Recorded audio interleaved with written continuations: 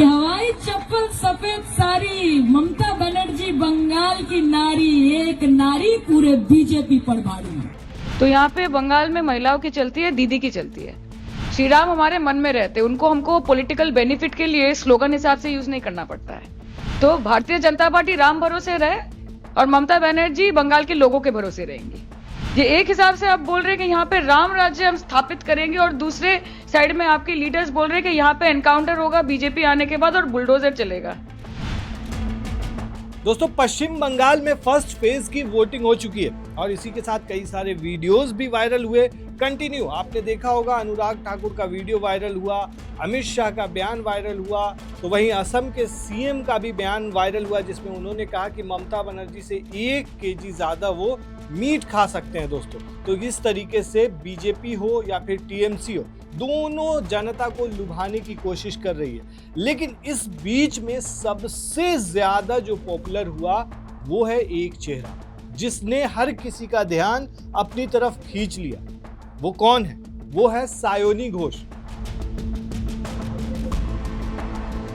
एक ऐसा नेता जो सिर्फ राजनीति नहीं करती बल्कि अपने अंदाज से लोगों के दिलों में जगह बनाती है। कभी मंच पर जोश से भाषण देती हुई, कभी रोड शो में जनता के बीच उतरती हुई, कभी बच्चों को गोद में उठाकर मुस्कुराती हुई, तो कभी गाना गाकर लोगों को हैरान कर देती है। एक्ट्रेस से नेता बनी ये 32 साल की सांसद आज बंगाल की राजनीति का सबसे पॉपुलर चेहरा बन चुकी है। सायोनी घोष का जो अंदाज है वो लोगों को काफी ज्यादा पसंद आ रहा है। जब बात आती है राजनीति की तो उनके शब्द सीधे निशाने पर जाते हैं। उन्होंने बीजेपी पर तंज कसते हुए ये तक कहा कि यहाँ राम राज्य नहीं, दुर्गा राज्य है। बंगाल माँ काली और माँ दुर्गा की धरती है और हमें भगवान राम को राजनीतिक नारे की तरह इस्तेमाल करने की जरूरत नहीं। यहाँ पे राम राज्य ही है, यहाँ पे दुर्गा राज्य है।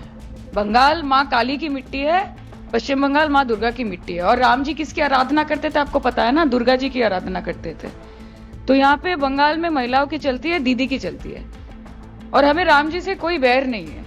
श्री राम हमारे मन में रहते, उनको हमको पॉलिटिकल बेनिफिट के लिए स्लोगन हिसाब से यूज नहीं करना पड़ता है। तो भारतीय जनता पार्टी राम भरोसे रहे और ममता बनर्जी बंगाल के लोगों के भरोसे रहेंगी। ये एक हिसाब से आप बोल रहे हैं कि यहाँ पे राम राज्य हम स्थापित करेंगे और दूसरे साइड में आपके लीडर्स बोल रहे हैं कि यहाँ पे एनकाउंटर होगा बीजेपी आने के बाद और बुलडोजर चलेगा।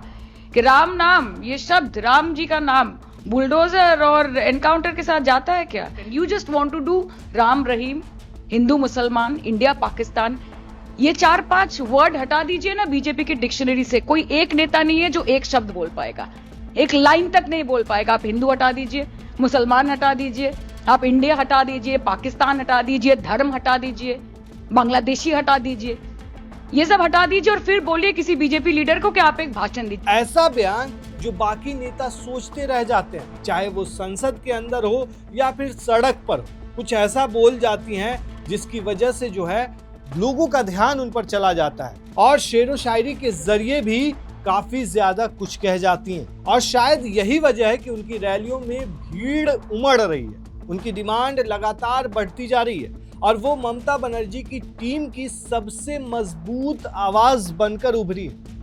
कि हवाई चप्पल सफेद साड़ी, ममता बनर्जी बंगाल की नारी, एक नारी पूरे बीजेपी पर भारी। এই হচ্ছে আমাদের দিদি। কাজে দিদির মাথাটা উঁচু রাখতে হবে। সবাই বলেছে আপনাদেরকে যে এই লড়াই মমতা ব্যানার্জিকে মুখ্যমন্ত্রী করার লড়াই না, এই লড়াই বাংলাকে বাঁচানোর লড়াই। যারা রবীন্দ্রনাথ ঠাকুরকে বলে রবীন্দ্রনাথ সান্যাল।